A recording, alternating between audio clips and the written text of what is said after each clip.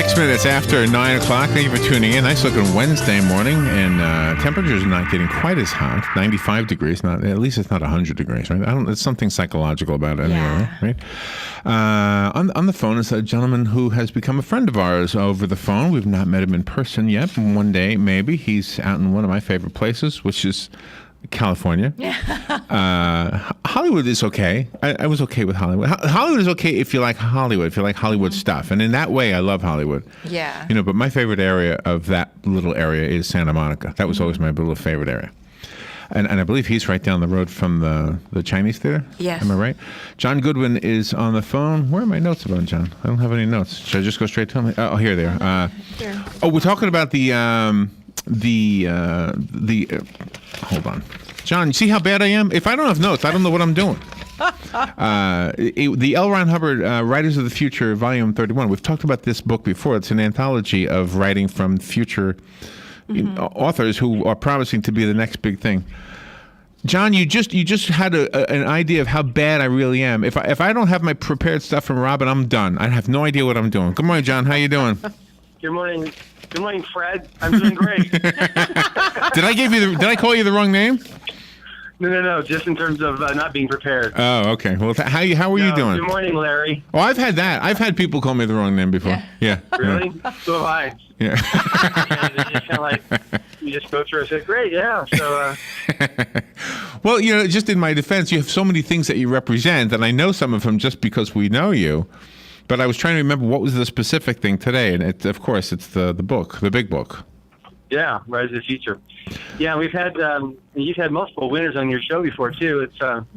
It's such a great program. It was conceived back in 1983 by Mr. Hubbard, and if anybody's a fan of science fiction and fantasy, these are names that you're going to recognize as the judges, but for the contest.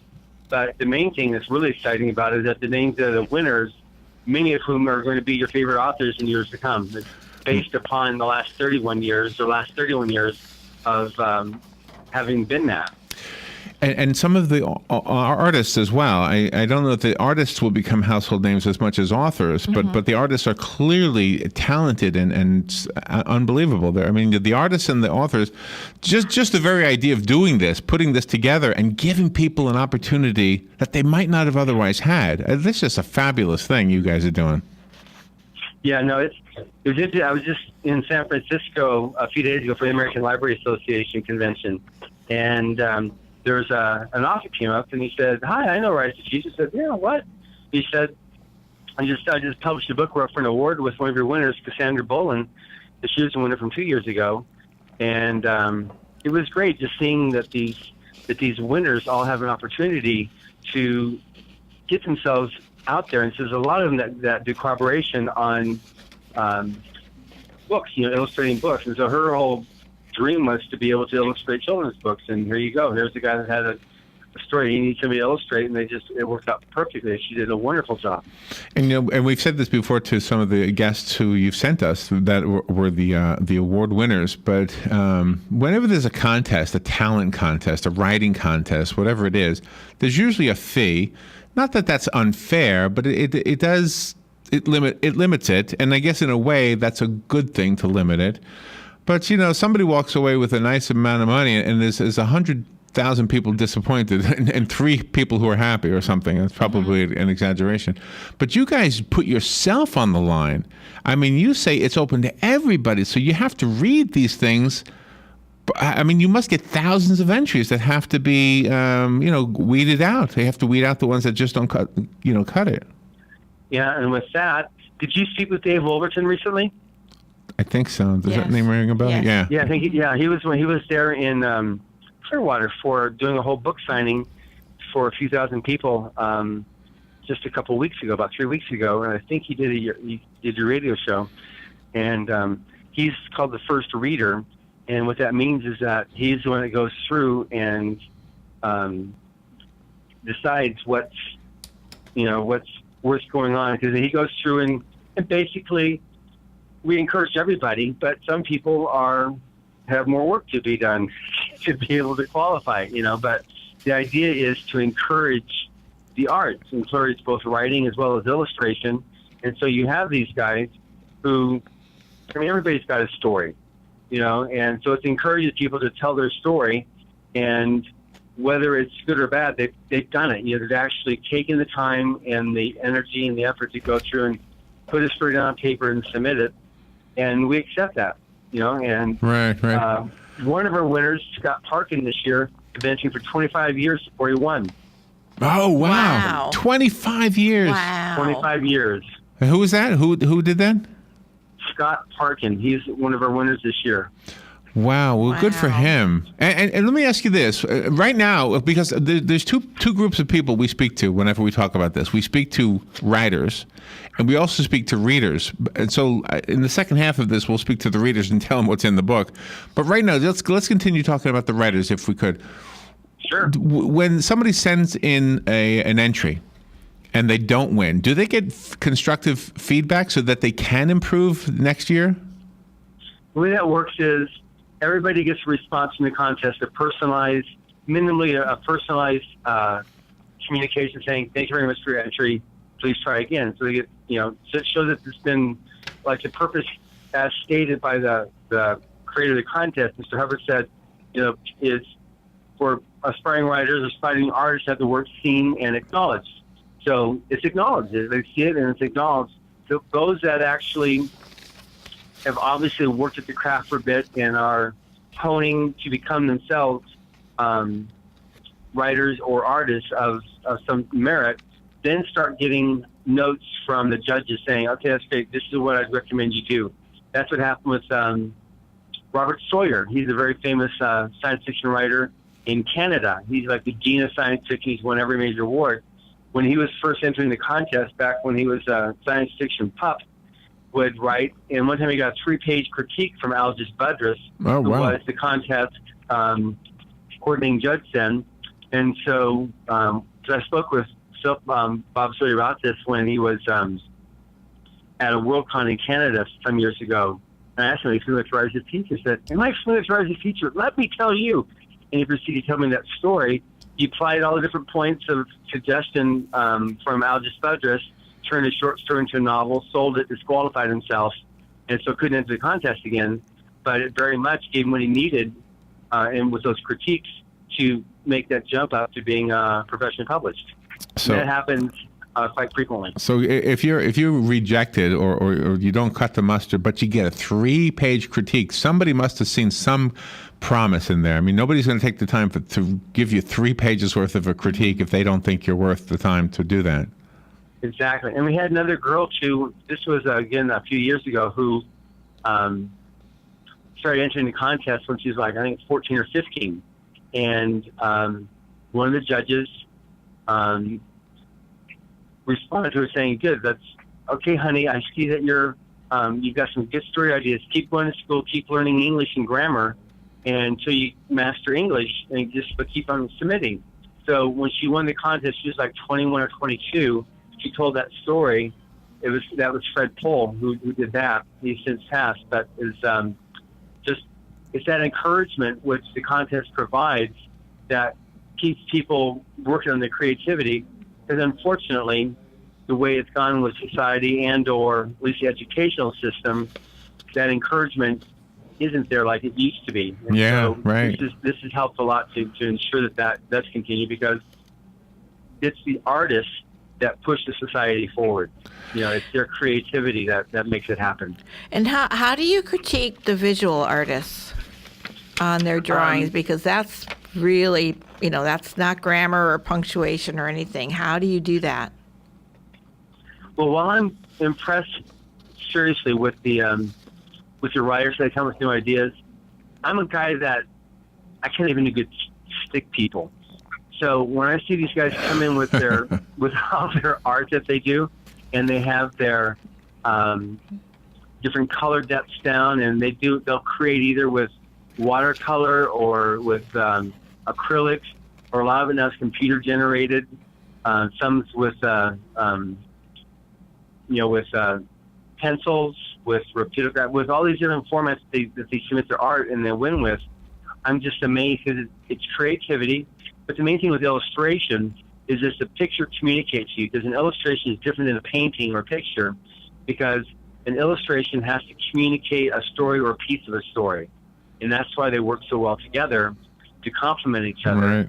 And so that was the original way that in the pulp days, in the days of the magazines and the stories of the 30s and 40s, you had the artist would take a section or segment and would illustrate that, and that would complement the story so that it would bring more out of it. And that's what you have now, the people that can actually tell a story with a picture.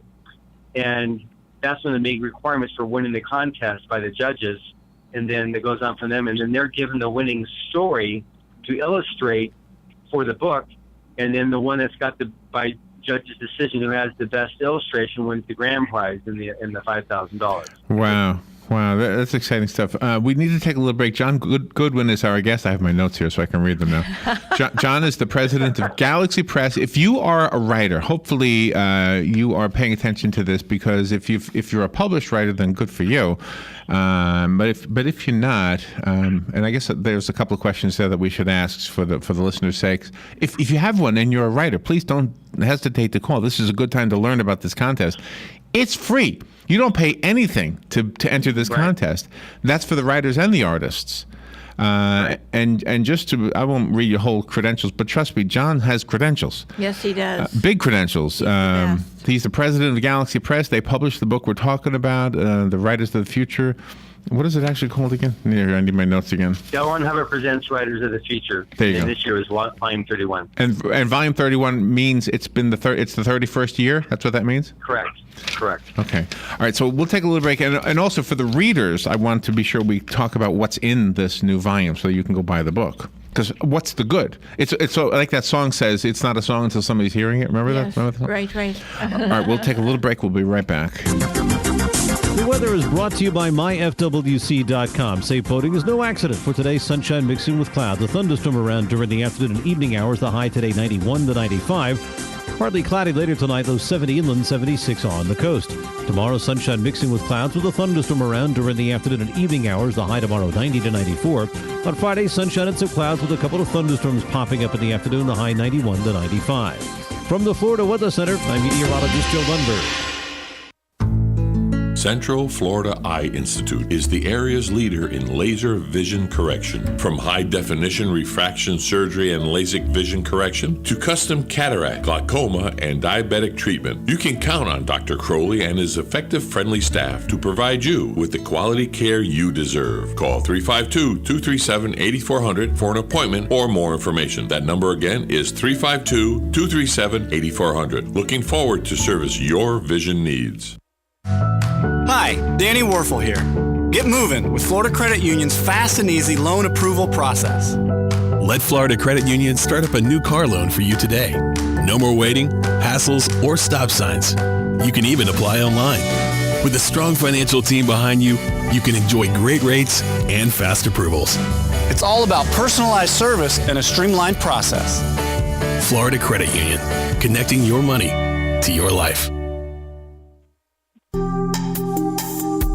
Career Source Citrus Levy Marion brings together business and community partners, economic development leaders, and educational providers to connect employers with qualified, skilled talent and job seekers with employment and career development opportunities.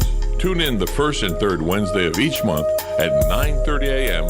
to Career Source Citrus Levy Marion and learn how they can help you. All right, 20 minutes after 9 o'clock. Thank you for tuning in. We will return with John Goodwin in just a moment. I need to tell you that Dr. Thomas Crowley is sponsoring this segment of AM Ocala Live. Dr. Crowley is an ophthalmologist, a board-certified ophthalmologist. He is over at the Central Florida Eye Institute, not too far from where we broadcast here at the mall. He's not in the mall. He's in his own office just adjacent to the mall on the Sears side. So go over there. You can get anything from something as simple as your eyes being checked for glasses to something as complex as LASIK surgery, cataract surgery, corneal transplants. They do it all over at the Central Florida Eye Institute. Dr. Thomas Crowley, thank you for sponsoring AM Ocala Live. If you want to call Dr. Crowley's office, the number is 237-8400.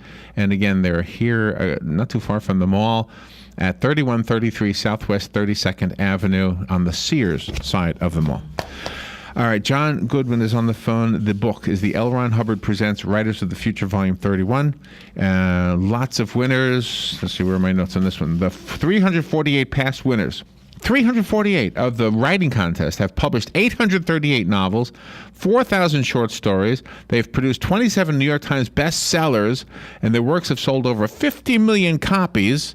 And then that's just the writers. The artists have, there are 276 past winners in the art category.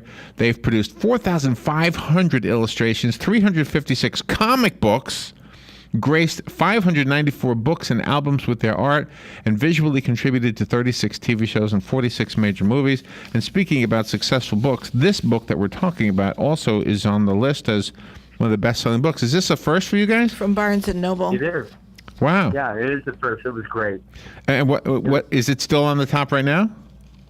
No, it was. We made it for 1 week, and that was quite an achievement. So we're obviously promoting that, and just the main thing is that it helps us to make all of our winners into best-selling authors. You know, we can announce them now as best-selling authors, which is really important. Do you have let's see, how do I ask this question? When a record album comes out by a recording artist, sometimes there's one song that kind of catapults that album to everybody's attention. Does that ever happen with the books? Like this one story that seems to be the one everybody wants to read? Or maybe two or three? You could have more than one hit on an album. That's actually a very good question. And the answer is no. What we've got is there's so many different tastes, because this is a almost like a smorgasbord of science fiction and fantasy. And it's funny where I get reviews from one publication, they pick out story 1, 6, 7, 9 as their favorite, and someone else picks out 2, 3, 9. I mean, maybe there's a few that routinely get something good because we picked it as a grand prize winner, so obviously it's better. But it's not the one that like pulls it through. What pulls the book through in the reviews is that you're guaranteed to find something that anybody enjoys science fiction and fantasy is going to like. We can promise that, and that's what they see. And so they always say, like, in this book, you're going to find some of the readers you're going to be reading in years to come. So get started now. You know, we just got a star review from Library Journal, which is the big publication for libraries. And so it was great to be able to have that. And so you got libraries that now select it because of that. So what we do is find that there's, at least what I've found over the years, is that somebody might like fantasy, some of like science fiction. And science fiction, you've got the dystopian, some people like utopian. You know, there's all types of different science fiction fantasy have in there, so it's basically something for every taste. Right. It's exciting stuff. Robin and I have been doing this so long that we've actually seen a few authors go from self-published to well-known names. Yeah. And I hate to tell you that without having an example, but I'm just drawing a blank because I don't have any notes in front of me. You have different guest speakers every year at your event that you do when you do the awards ceremony. Correct. How do you choose the guest speakers? Because they have to give something of themselves to be inspirational to everybody that's in attendance. Well, now, like I said, after 30 years, not this year being 31st, we've got a really good reputation. And so this year, like when we had the vice president of Virgin Galactic, he was definitely interested because he was a guest. He was supposed to be a guest 2 years ago from one of our judges. He couldn't make it, but he definitely knew about the contest.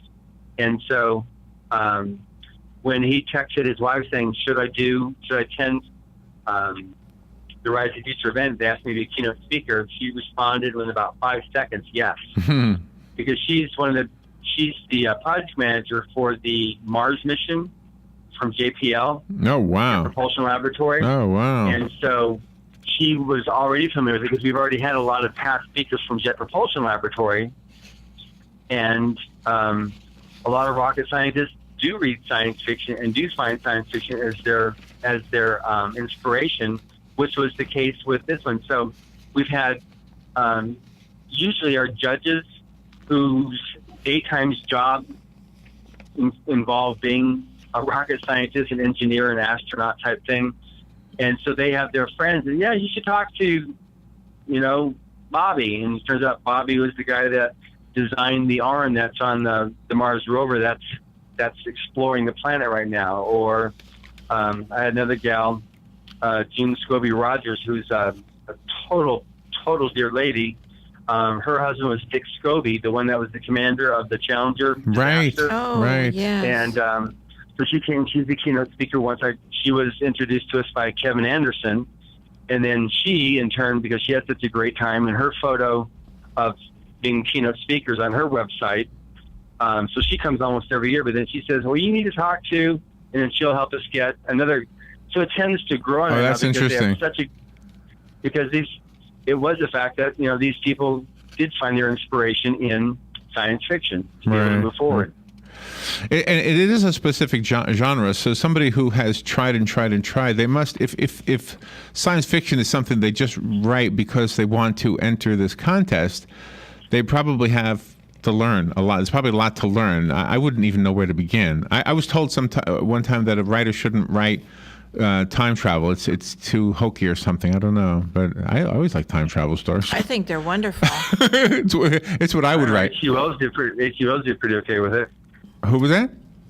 H.G. Wells. Oh yeah, right. So we got like 2 minutes or so. Can you sell us the book? Sell us on the book. What's in the book? This is the reader. We didn't give much to the readers, did we? We gave more to the writers, but tell the readers what's in the book. Okay, so what's in the book is just, if you like at all science fiction and fantasy, I can promise you that you will find something in here that you're going to really enjoy.